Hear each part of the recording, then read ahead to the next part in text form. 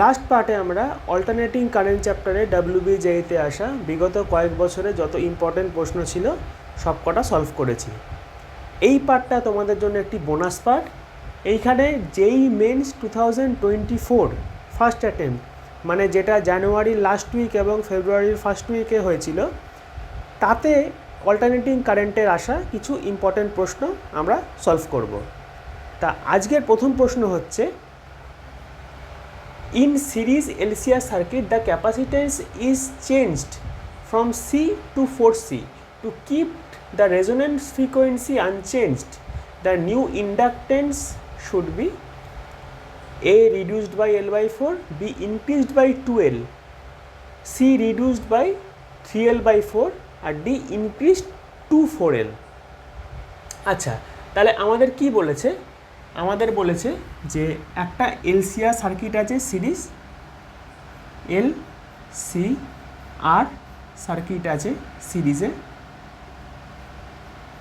এই সার্কিটটা রেজোনেন্সে আছে। তাহলে অ্যাট রেজোনেন্স আমাদের ফ্রিকোয়েন্সি কি হয় আমরা জানি, ওমেগা ইকুয়াল টু 1/√LC হয়। এবার আমাদের ক্যাপাসিট্যান্স চেঞ্জ করার পর ইন্ডাকটেন্সও চেঞ্জ হয়ে যাবে। সেক্ষেত্রে আমরা একটা নতুন ফ্রিকোয়েন্সি পাবো। সেটা কি হবে? ধরি আমরা এলটা চেঞ্জ হয় এল প্রাইম হয়ে গেছে এবং সিটা চেঞ্জ হয় সি প্রাইম হয়ে গেছে। প্রশ্নে কি বলে দিয়েছে? প্রশ্নে বলে দিয়েছে ওমেগাটা ওমেগা প্রাইমের সঙ্গে সমান, অর্থাৎ রেজোনেন্স ফ্রিকোয়েন্সি আমাদের আনচেঞ্জ রাখতে হবে। সেক্ষেত্রে খুব পরিষ্কারভাবেই 1/√LC equals to 1/√L prime C prime হবে। আমরা যদি বোথ সাইড স্কোয়ার করে উল্টে দিই, ইনভার্স করে দিই, তাহলে আমরা কি পাবো? LC equals to L prime C prime. খেয়াল করে দেখো, আমাদের সি প্রাইমটা হচ্ছে 4C। সেক্ষেত্রে LC equals to L prime into 4C, অর্থাৎ CC ক্যান্সেল, আমরা L প্রাইম পাচ্ছি L/4। এইটা আমাদের নিউ ইন্ডাকটেন্স। তোমরা যদি খেয়াল করে দেখো যে এই যে আমরা L প্রাইমের ভ্যালুটা পেলাম, এইটা কিন্তু আমরা মুখে মুখে বের করতে পারতাম। কেমন করে? এই যে L প্রাইম পেলাম, আমরা জানি LC equals to L prime C prime. সেক্ষেত্রে আমরা যদি বলি যে LCর এই যে প্রোডাক্টটা, এইটাকে আমাদের ফিক্স রাখতে হবে এবং এই যে সি প্রাইমটাকে আমি 4 গুণ করে দিয়েছি, তাহলে অবশ্যই L প্রাইমটাকে 4 ভাগ হতে হবে। যদি আমরা সিকে 4C করি, আমাদের অবশ্যই Lকে বাই 4 হতে হবে, অর্থাৎ 4 ভাগ হতে হবে। তবে গিয়ে আমরা LCর যে প্রোডাক্টটা সেটাকে ফিক্স পাবো। তাও আমরা ডিডিউস করে দেখিয়ে দিলাম যে L প্রাইম ইকুয়াল টু, অর্থাৎ নিউ যে ইন্ডাকটেন্স সেটা হচ্ছে L/4 আসছে। তাহলে আমাদের যে ইনিশিয়াল ইন্ডাকটেন্স, আমরা বলবো ইনিশিয়াল ইন্ডাকটেন্স, সেটা ছিল L। আমাদের যে নিউ ইন্ডাকটেন্স সেটা হলো L/4। একটা ডিক্রিজ হয়েছে, L থেকে L/4 মানে 4 এসছে, সেটা একটা ডিক্রিজ হয়েছে। কত ডিক্রিজ হয়েছে? L minus L/4। এইটা আমাদের রিডিউসড পার্টটা। কত আসছে? 3L/4। অতএব আমাদের ইন্ডাকটেন্সটা কত হবে? রিডিউসড বাই 3L/4, অর্থাৎ আমাদের অপশন সিটা কারেক্ট হবে। বুঝতে পারা গেছে প্রবলেমটা? আমরা যেই মেন 2024 ফার্স্ট অ্যাটেম্পটে আসা আরও একটা প্রবলেম করে নিচ্ছি, খুবই ইম্পর্টেন্ট এবং খুব ভালো প্রবলেম এটা। দেখো কি পাচ্ছি, in an AC circuit voltage and current are given by V equal to 100 sin 100t volt and I equals to 100 sin 100t plus π/3 milliampere. সেক্ষেত্রে বলেছে the average power dissipated in 1 cycle is. প্রথমে আমরা একটুখানি কোশ্চেনটাকে analysis করে নিই। কী বলেছে? V equal to 100 sine 100t volt. আমরা কি জানি? V0 sine omega t formula হয়, অর্থাৎ এখান থেকে আমরা ক্লিয়ারলি পেয়ে যাচ্ছি যে ভোল্টেজের পিক ভ্যালু হচ্ছে 100 ভোল্ট এবং ওমেগার ভ্যালু হচ্ছে 100 রেডিয়ান পার সেকেন্ড। বেশ, আইটাকে অ্যানালাইসিস করি। 100 সাইন 100t প্লাস π/3 মিলি অ্যাম্পিয়ার, অর্থাৎ কি না 100 into 10⁻³ sign 100t plus π/3 ampere. এখান থেকে আমরা কি পাচ্ছি? কারেন্টের যে pick value, that is 100 into 10⁻³ ampere, বা যেটা 100 মিলি অ্যাম্পিয়ার। এখান থেকে ওমেগা আমরা সেম পাচ্ছি, এক্সপেক্টেড 100 রেডিয়ান পার সেকেন্ড। দেখো খেয়াল করে, এখানে একটা ফেস ফ্যাক্টর আছে, দ্যাট ইজ π/3, এবং সেটা প্লাসে আছে। এর থেকে আমরা কি বুঝলাম? এই যে ইন অ্যান্ড এসি সার্কিট বলেছে, এখান থেকে আমরা খুব ক্লিয়ারলি বুঝতে পারছি। দেখো, কারেন্ট লিডস দ্য ভোল্টেজ, ভোল্টেজের থেকে কারেন্ট π/3 ফেজে এগিয়ে আছে, বা কিছু একটা ফেজে এগিয়ে আছে। এইটা কী ধরনের সার্কিটের ক্ষেত্রে হয়? এইটা একমাত্র সম্ভব যখন সার্কিটটা আরসি সার্কিট হবে। আরসি সার্কিটে কারেন্ট ভোল্টেজের থেকে এগিয়ে থাকে বাই সাম ফেজ। যদি আমরা দেখতাম এখানে 100t মাইনাস π/3 থাকতো, আমরা খুব ক্লিয়ারলি বলতে পারতাম সার্কিটটা হতো আরএল। বুঝতে পারা গেল? এইটা হলো সার্কিটের অ্যানালাইসিস। কিন্তু এই প্রশ্ন সলভ করার জন্য আমাদের এত অ্যানালাইসিসের দরকার ছিল না। কিন্তু স্টিল এই ধরনের যদি এক্সপ্রেশন দিয়ে প্রশ্ন তোমাদের পরীক্ষায় আসে, তখন যাতে তোমরা ইম্পর্ট্যান্ট ফ্যাক্টরগুলো বের করতে পারো, আমি সেটা একবার বের করে দেখিয়ে দিলাম। বেশ, এবার আমরা মেন সলিউশনে ঢুকছি। মেন সলিউশনে আমাদের বেশি কিচ্ছু লাগবে না, আমাদের জাস্ট লাগবে অ্যাভারেজ পাওয়ার কনজিউমডের ফর্মুলা। একটা এসি সার্কিটে অ্যাভারেজ পাওয়ার কনজিউমড কী হয়? পি অ্যাভারেজ হয় হচ্ছে V0/√2 I0/√2 into cos phi, অর্থাৎ পাওয়ার ফ্যাক্টর। ঠিক আছে, আমরা কি পেলাম তাহলে? V0 is 100 volt, I0 is 100 into 10⁻³ ampere, এবং ফাই কত পেলাম? ফেজটা π/3, অর্থাৎ কিনা 60 ডিগ্রি। দেখো, পি অ্যাভারেজ কী পাচ্ছি? V0 that is 100 into I0 100 into 10⁻³ √2 into √2 2 হয়ে গেল। এবার কি আছে? cos phi, অর্থাৎ cos 60 ডিগ্রি। cos 60-র ভ্যালু হচ্ছে 1/2, হাফ, অর্থাৎ পি এভি অ্যাভারেজ হচ্ছে এদিকে 10। দেখো এইখানে এই দুটো ফ্যাক্টরকে 100 ইন্টু 100-কে আমরা কি লিখতে পারি? 10 ইন্টু 1000 আমরা লিখতে পারি। এবার আমরা যে এটাকে 10 ইন্টু 1000 লিখছি এবং 10⁻³ আছে, 1000 আর 10⁻³ ক্যান্সেল হয়ে যাবে। আর নিচে আমরা কি পাচ্ছি? 4, 2 ইন্টু 2 4। সেক্ষেত্রে পি অ্যাভারেজ হচ্ছে 10/4 ওয়াট। ওয়াট কারণ কি? 1 সাইকেল বলেছে, 1 সাইকেল মানে জুল পার সেকেন্ড। 10/4 হচ্ছে 2.5 ওয়াট। বোঝা গেল? তার মানে অ্যান্সার আমাদের অপশন সি, 2.5 ওয়াট। আশা করি বুঝতে পারা গেছে কেমন করে বের করলাম। এই প্রবলেমটাও যেই মেন্স 2024-এ ফার্স্ট অ্যাটেম্পটে এসেছিলো। কী বলেছে আমরা দেখে নিই। A series LCR circuit with L equals to 100/π millihenry, C equals to 10⁻³ farad and R equals to 10 ohm is connected across an AC source of 220 volt 50 Hz. The power factor of the circuit will be. এই কোশ্চেনটা solve করার জন্য আমাদের সবার আগে দেখে নিতে হবে যে এই সার্কিটটায় রিঅ্যাকট্যান্স কত আছে।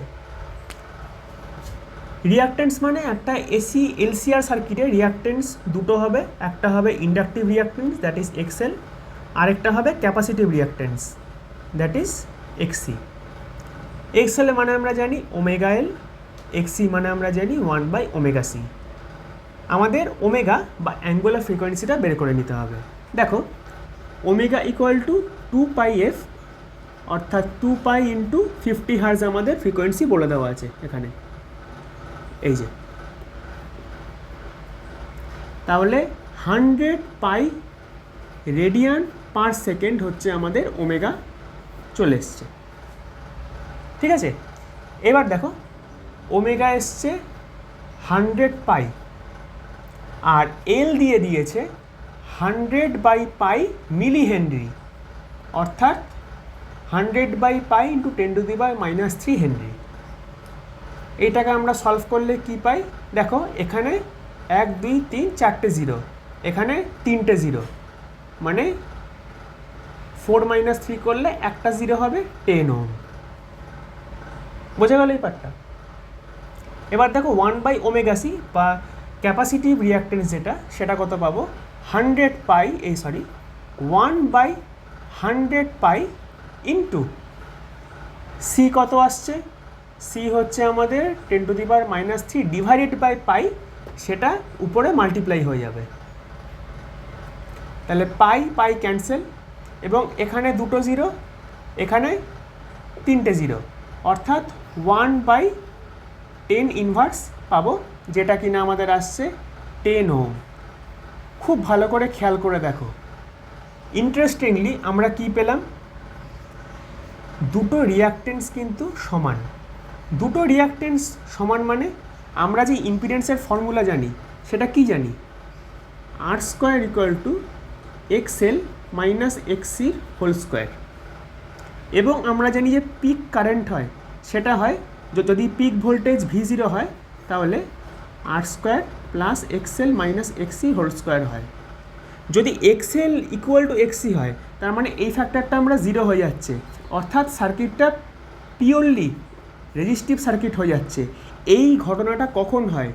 যখন সার্কিটটা রেজোনেন্সে থাকে।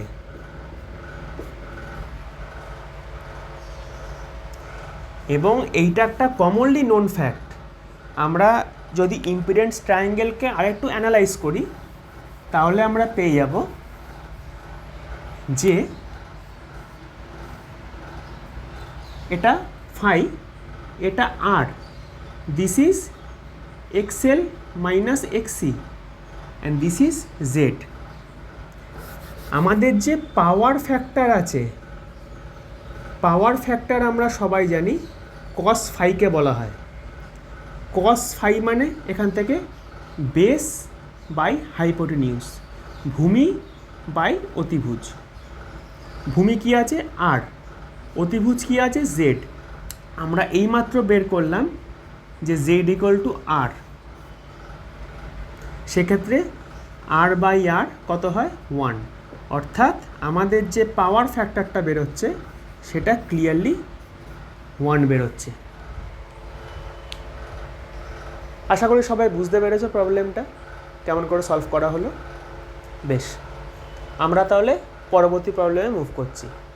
আমাদের যে পরবর্তী প্রবলেম, এটাও JEE Main 2024-এর একটা প্রবলেম। দেখো কি বলেছে। A series LR circuit connected with an AC source E = 25 sin 1000t, অর্থাৎ প্রথমে ওমেগাটা বলে দিয়েছে আমাদের 1000, has a power factor of 1/√2. Okay, if the source of EMF is changed to E = 20 sin 2000t, এইখানে আবার একটা আমরা সোর্স পাচ্ছি। The new power factor of the circuit will be what? Okay, তাহলে আমাদের গল্পটা কি বলেছে? একটা LR সার্কিট আছে এখানে, যার প্রথমে সোর্স ছিল E1, আমরা ধরি এটা E1, এবং যার ফ্রিকোয়েন্সি হচ্ছে ω1। সেখান থেকে আমরা সোর্সটাকে চেঞ্জ করে E2-তে নিয়ে গেলাম এবং সোর্সটা হয়ে গেল, এই সোর্স ফ্রিকোয়েন্সি হয়ে গেল ω2, E2 ω2। ফলে কি হলো, আমাদের যে পাওয়ার ফ্যাক্টর ছিল, পাওয়ার ফ্যাক্টরটা চেঞ্জ হয়ে গেল cos φ2। আমাদের জানতে চেয়েছে যে নতুন পাওয়ার ফ্যাক্টরটা কত। এইটা হচ্ছে আমাদের উদ্দেশ্য বের করা, ঠিক আছে? তাহলে আমরা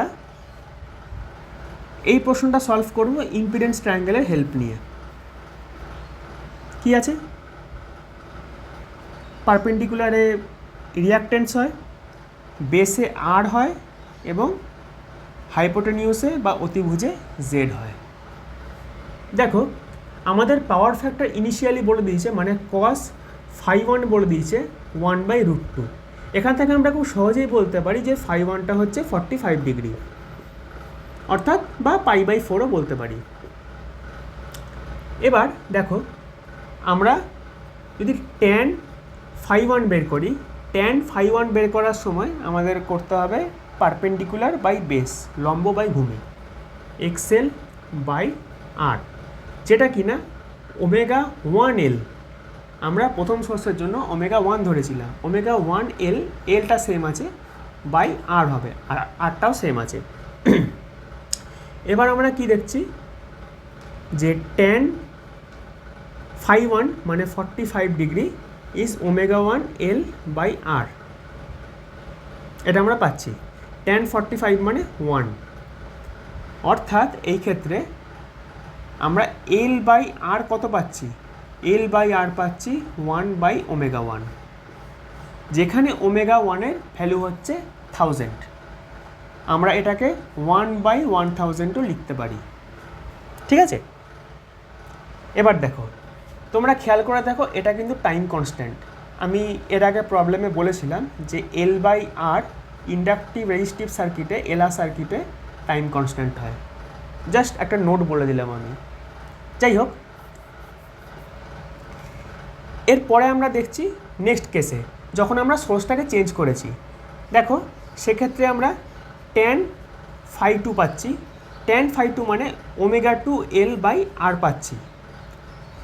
এবার ω2টাকে ভালো করে খেয়াল করে দেখো তো, ω2 যেটা আমাদের দিয়েছে সেটা কিন্তু 2 × ω1, ω1 দিয়েছে 1000 রেডিয়ান পার সেকেন্ড, আর ω2 দিয়েছে 2000 রেডিয়ান পার সেকেন্ড। তাহলে ω2টা কিন্তু 2 × ω1 পাচ্ছি আমরা। সেক্ষেত্রে 2ω1 × l/r পাচ্ছি। এবার আমরা এইখান থেকে l/r এর ভ্যালুটাকে পুট করব। কি পাবো, 2ω1 × l/r মানে 1/ω1, কাটাকুটি গেল। তাহলে tan φ2 = 2। আমাদের কি চাই, আমাদের চাই হচ্ছে পাওয়ার ফ্যাক্টর। পাওয়ার ফ্যাক্টর মানে আমাদের cos φ2 চাই। তা আমাদের যদি cos φ2 লাগে এবং আমরা tan পেয়ে থাকি, দেখো আমরা এরকমভাবে সলভ করতে পারি। একটা রাইট অ্যাঙ্গেল ট্রায়াঙ্গেলে যদি এইটা φ2 হয় অ্যাঙ্গেলটা, tan মানে কি, tan মানে হচ্ছে লম্ব বাই ভূমি। দেখো 2কে আমরা 2/1 লিখতে পারি, মানে লম্ব বাই ভূমি আমরা এরকম করে লিখতে পারি। আমরা একটা রাইট অ্যাঙ্গেল ট্রায়াঙ্গেল বা সমকোণী ত্রিভুজের পারপেন্ডিকুলার পাচ্ছি আর বেস পাচ্ছি। অতিভুজ কি হবে, 2² 1², অতএব √3। বুঝতে পারা গেল এটা? এই সরি, √5 হবে, √3 কেন, 2² 4 + 1 √5, ঠিক আছে? তাহলে দেখো আমরা এই ট্রায়াঙ্গেল থেকে cos φ2 কত পাবো, ভূমি বাই অতিভুজ 1/√5। This will be our new power factor, মানে আমাদের অপশান হচ্ছে সি। আশা করি বুঝতে পারা গেছে অঙ্কটা। আমাদের এই এসি কারেন্ট টপিকের সর্বশেষ প্রশ্ন, an alternating voltage VT equals to 220 sin 100 pi t volt is applied to a purely resistive load of 50 ohm. The time taken for the current to rise from half of the peak value to peak value is what? দেখো প্রশ্নটা কি বলতে চেয়েছে, আমরা যদি একটা sinusoidal voltage দিয়েছে এখানে, তার ডায়াগ্রামটা ড্র করি, দ্যাট ইজ এটা ধরি আমরা ভি, এইটা একটা কমপ্লিট সাইকেল। আমরা যদি এখানে ভিকে আর দিয়ে ডিভাইড করে দিই, কারণ সার্কিটটা বলেছে পিওরলি রেজিস্টিভ সার্কিট, তাহলে আমরা আই পেয়ে যাব, অর্থাৎ আইয়ের গ্রাফও সেম হবে, জাস্ট একটা 1/r ফ্র্যাকশান দিয়ে মাল্টিপ্লাই হয়ে যাবে, গ্রাফে শেপটা সেম হবে। দেখো এই যে পিকটা আসছে আইয়ের, এই পিকটা কিন্তু I0, পিকের যদি হাফ ভ্যালু আমি নিই দ্যাট ইজ I0/2। প্রশ্নে জানতে চেয়েছে এই যে হাফ ভ্যালু I0/2, এইখান থেকে গ্রাফটা I0তে উঠতে কতক্ষণ টাইম লেগেছে, এইটা আমাদের প্রশ্নের ডিমান্ড। তাহলে আমরা কিভাবে অ্যাপ্রোচ করব প্রশ্নটাকে? দেখো সবার আগে আমরা আইয়ের এক্সপ্রেশনটা বের করে নিই। আমরা কি বললাম, ভি ইকুয়াল টু কী দেওয়া আছে, 220 sin 100 pi t ভোল্ট। এখান থেকে আমরা আই পেয়ে যাব 220 ওহমস ল থেকে, যেহেতু ভি ইকুয়ালস টু IR হয়, ভি বাই আর, আর মানে 50 ওহম দিয়েছে, সাইন 100 pi t অ্যাম্পিয়ার,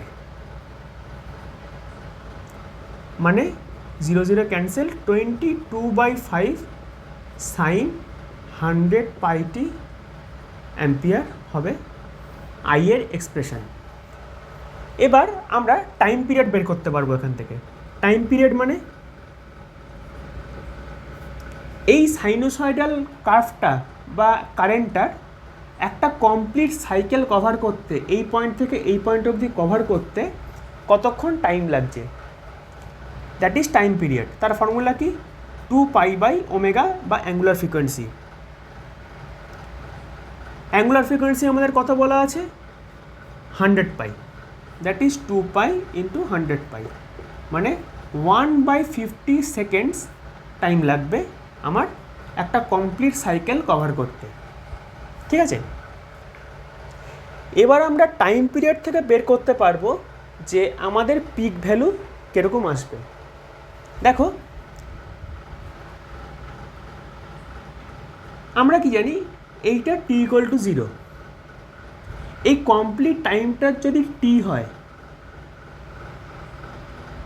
বা আমি যদি বলি হ্যাঁ কমপ্লিট টাইমটা যদি t হয়, তাহলে এই টাইমটা হচ্ছে t/4, এই টাইমটা হচ্ছে t/2, এই টাইমটা হচ্ছে 3t/4। ঠিক আছে, এইবার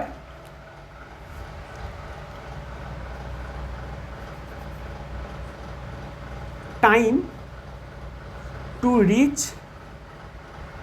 the current to its peak value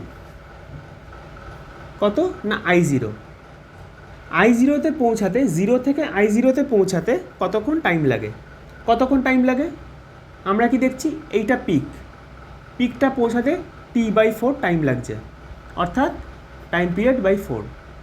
আমরা টাইম পিরিয়ড কত পেয়েছি, 1/50, মানে 1/50 × 4 মানে 1/200 সেকেন্ড।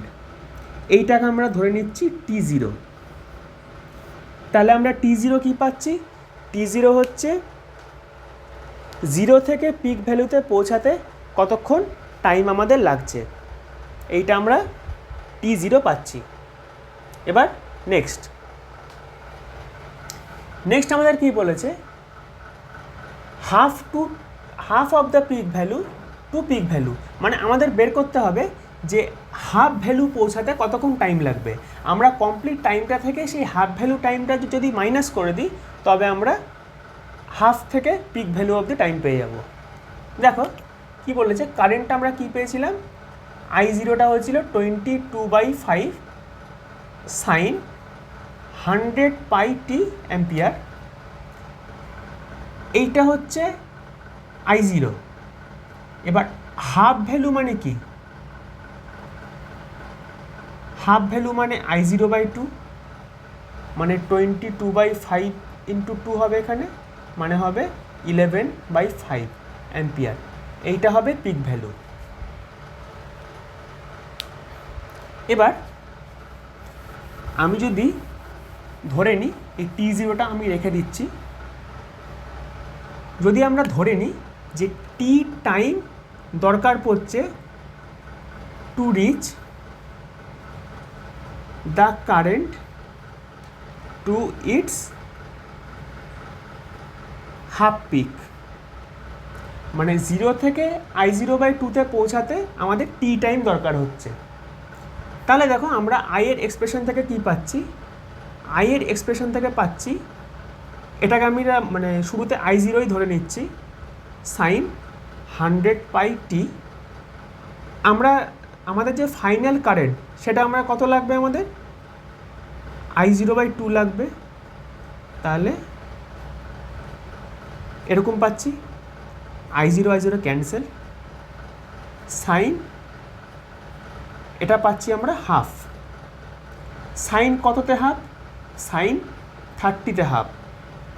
তার মানে কি হচ্ছে 100 পাই টি এর ভ্যালু হচ্ছে 30, অর্থাৎ 30টাকে আমরা π/6ও লিখতে পারি।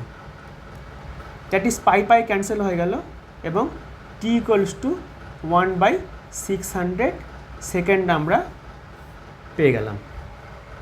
এই টিটা কি? এই টিটা হচ্ছে 0 থেকে I/2তে পৌঁছানোর টাইম। তাহলে আমরা এখনো অবধি দুটো টাইম পেলাম। কি কি টাইম পেলাম? দেখো, একটা পেলাম হচ্ছে T0। T0 কি? 0 থেকে I0তে পৌঁছানোর টাইম, দ্যাট ইজ T0। আমরা আরেকটা টাইম পেলাম T, সেটা হচ্ছে 0 থেকে I0/2তে পৌঁছানোর টাইম। আমাদের প্রশ্নে কি চেয়েছে? I0/2 থেকে I0তে পৌঁছানোর টাইম কত, এই টাইমটা আমাদের চেয়েছে। আমরা খুব সহজেই দেখো, যদি টোটাল টাইমটা থেকে 0 to I0/2 এই টাইমটাকে মাইনাস করে দিই, আমরা আমাদের রিকোয়ার্ড টাইমটা পেয়ে যাব। অর্থাৎ আমাদের যে টাইমটা লাগবে, যেটা কিনা হাফ টু পিক ভ্যালু, এই টাইমটা আমাদের কত হবে? T0 মাইনাস টি, অর্থাৎ 1/200 মাইনাস 1/600। এইটাকে আমরা যদি করি তাহলে আমরা পাবো 600 LCM, 3 minus 1 that is 2/600, 1/300 second. 1/300 সেকেন্ডকে আমরা যদি সলভ করি আমরা পাবো হচ্ছে 10⁻⁻2 এবং 1/3 দ্যাট ইজ 0.33। এটা পাবো আমরা 0.33 ইন্টু 10⁻⁻2 সেকেন্ড, অথবা 3.33 ইন্টু 10⁻³ সেকেন্ড, যেটা কি না 3.33 মিলি সেকেন্ড। অর্থাৎ আমরা আমাদের রিকোয়ার্ড টাইমটা পেলাম 3.33 মিলি সেকেন্ড, দ্যাট ইজ আমাদের অপশন বি। তাহলে আমরা আজকে অল্টারনেটিং কারেন্টের WBJEE বিগত কয়েক বছরে যত প্রশ্ন এসেছিল সেগুলো কভার করলাম, অ্যাজ ওয়েল অ্যাজ আমরা JEE মেন 2024-এর ফার্স্ট অ্যাটেম্পটে এসি কারেন্ট থেকে যতগুলো প্রশ্ন এসেছিল সেগুলো কভার করলাম। আশা করি তোমরা সব কটা অঙ্ক বুঝতে পেরেছো। যদি কোনো জায়গায় কোনো রকম ডাউট থেকে থাকে তোমরা অবশ্যই কমেন্টে জানিও, আমি যতটা সম্ভব রিপ্লাই করার চেষ্টা করব, এবং তোমরা চাইলে ডেসক্রিপশনে দেওয়া নাম্বারে আমার সাথে কন্ট্যাক্ট করতে পারো। তাহলে দেখা হচ্ছে পরবর্তী টপিকে।